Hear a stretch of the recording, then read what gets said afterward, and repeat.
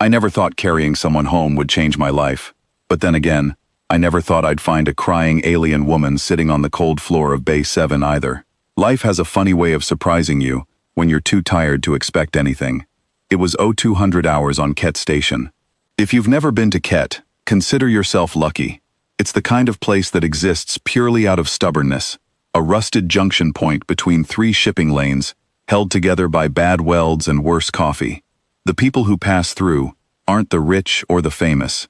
They're the tired, the behind on payments, the just trying to get through the week.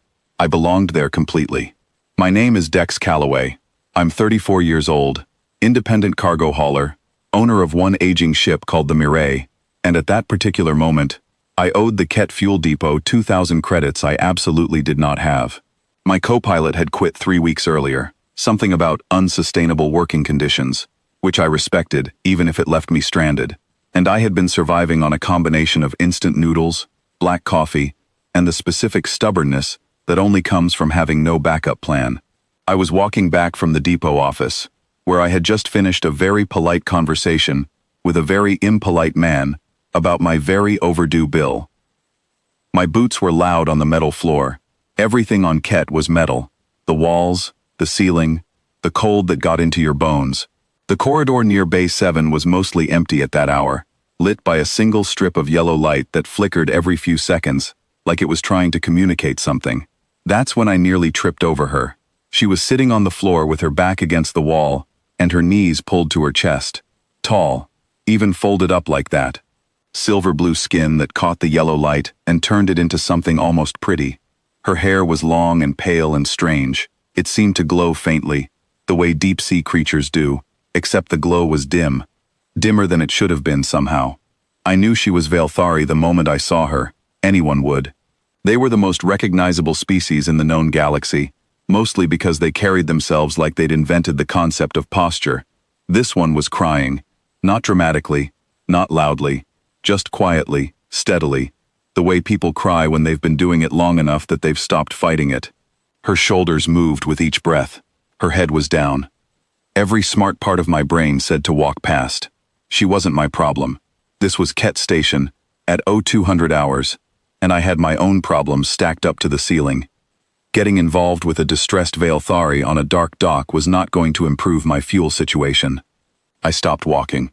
I stood there for a moment, looking at her, and then I thought about my mother, who had a very specific expression she made when she found out you'd walked past someone who needed help.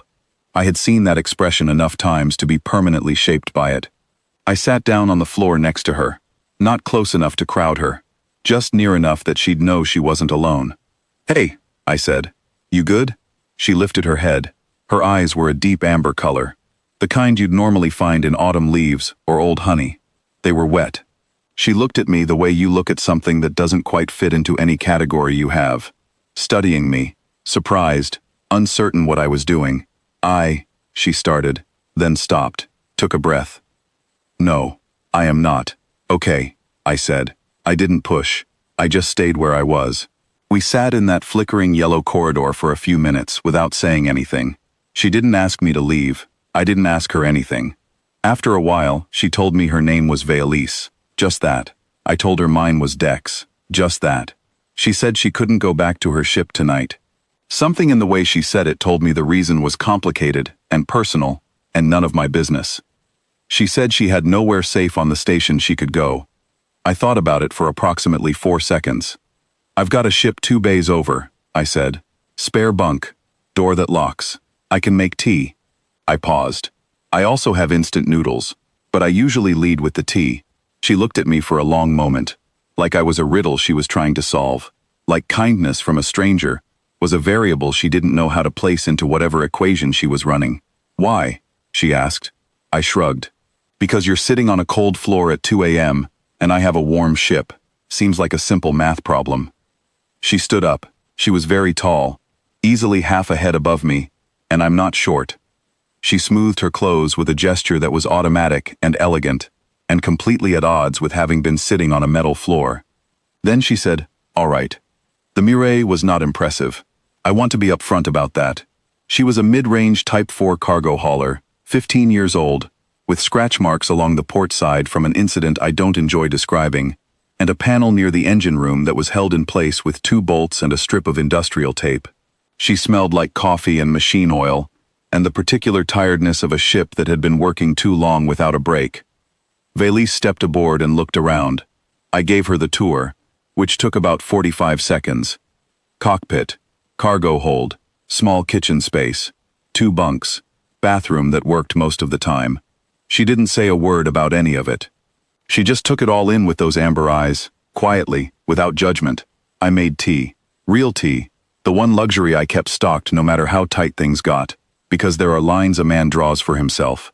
I handed her a mug, and she took it with both hands, wrapping her long fingers around the warmth, and something in her face changed. Some tension that had been living behind her eyes loosened, just slightly. We sat in the small kitchen space and talked carefully, the way people do when they don't know each other, but don't want silence either. She didn't explain herself, and I didn't ask her to, but I noticed things. I noticed that she held herself like someone who was always being observed, a particular kind of careful stillness. I noticed that every time she apologized for something small, like reaching across me for the sugar, she did it as though apologizing was a habit, built from somewhere formal and repeated. And I noticed that every time I did something ordinary, refilled her tea, moved a box so she'd have more room, told a bad joke about the flickering station lights, she looked at me with a brief expression that I could only describe as surprise. Not the big kind, the small kind. The kind that comes from receiving something you'd quietly stopped expecting. She asked me why I'd helped her. I thought about it honestly. You were crying alone in a dark corridor, I said. What was I supposed to do? Step over you? A pause, then. Don't answer that. I've met people who would. She laughed. It was small and surprised, like it came out before she could decide whether to allow it. And her hair, that dim, pale glow, flickered noticeably brighter for just a second, before settling again. I noticed. I didn't say anything about it. I filed it away. She slept in the spare bunk. I sat in the pilot's seat, and ran numbers I already knew were bad, staring at a fuel debt that wasn't going to solve itself. I didn't sleep, but it was a comfortable kind of awake, the kind where you don't mind the quiet. The morning cycle on Ket Station is not beautiful. The lights just shift from dim yellow to slightly brighter yellow, and the vents start moving air that smells like recycled metal. But there's coffee, and coffee makes most mornings workable. I was standing at the counter when Valise came through the doorway, and I understood immediately that the woman who had been crying on the floor the night before had made some kind of internal decision while she slept. She stood differently, spoke more precisely. Her eyes moved around the room and noticed everything in a single, practiced sweep. She was still the same person, but she had put something back on, or maybe picked something back up. I handed her coffee. She looked at it curiously, and I explained what it was. She took a careful sip. Her expression shifted through several stages. She took another sip. Then my comm started going. 14 missed signals. 2 from Ket Station Authority, several from addresses I didn't recognize, and 1 from a vessel ID that my system flagged with a symbol I'd never seen before, a mark it identified as belonging to the Valthari Imperial Registry. I was looking at my comm. Valise was looking at her coffee. We were both very calm in our separate ways. Then someone knocked on my cargo bay door. Hard, official. Outside stood 4 Valthari soldiers in armor that was equal parts military and ceremonial, the kind of armor that meant serious business, while also meaning very old family. They were led by a woman whose posture managed to make even the dock floor feel beneath her. She identified herself as Commander Orun Vel. Then she looked past me at Valise and spoke a full title that took, I counted, 11 seconds to finish.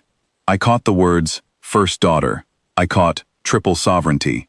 I caught, Heir Designate to the Orun Throne, the Thale Concordat, and the Silver Reaches. I turned around slowly and looked at Valise. She met my eyes, calm, a little apologetic, honest in a way that didn't require words. I turned back to the commander, who was explaining, in very formal language, the severity of my situation and the expectation that Valise would be returning with them immediately. I leaned against my doorframe. I crossed my arms, and I looked past the commander and her 4 soldiers directly at Valise. Do you want to go with them right now? I asked her. The dock went very quiet. I don't think anyone had asked Valise that question in a long time. Maybe ever in those exact words. She stood still for a moment that felt longer than it was, and I watched something move through her expression, surprise, and then something steadier behind it. "Not yet," she said. I nodded, looked at the commander. She said, "Not yet. You're welcome to come back later." I stepped back inside and closed the cargo bay door. The silence on the other side of that door was, I have to say, deeply satisfying. Inside, Vélie stood very still. Then she sat down at the small kitchen table, and she talked. She told me about 3 empires that had never managed to exist as one. She told me about councils and arrangements and documentation that had arrived like a trade agreement. Formal, sealed, her future decided in careful language she hadn't been consulted about. She told me about the reception the night before, where she had met for the first time the man whose life was being joined to hers by political necessity. He had been polite. He had looked at her the way you look at something you've acquired. "I walked to the docks," she said, "because I wanted to be somewhere that didn't know what I was. Somewhere ordinary. I just wanted to sit in a place that was real and ugly and had no expectation of me." She looked at the table. "I have spent my entire life being prepared to carry 3 empires. Not once has anyone asked what I would like to carry."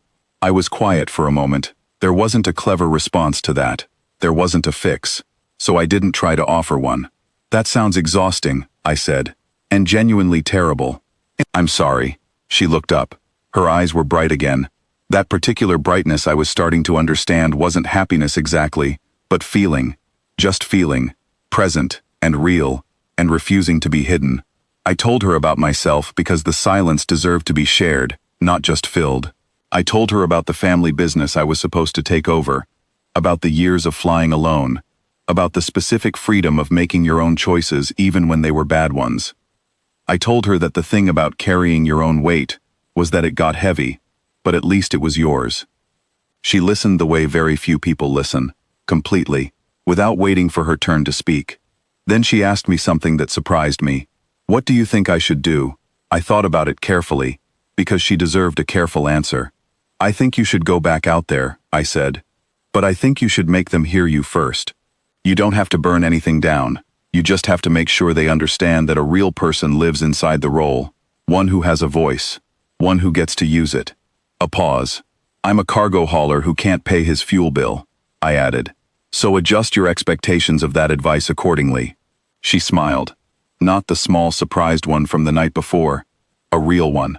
Full and quiet and certain. She asked to see the ship before she left. All of it. I showed her everything, including the engine that hummed slightly wrong, and the tape on panel 4C. She asked why I kept flying a ship in this condition. "Because she's mine," I said.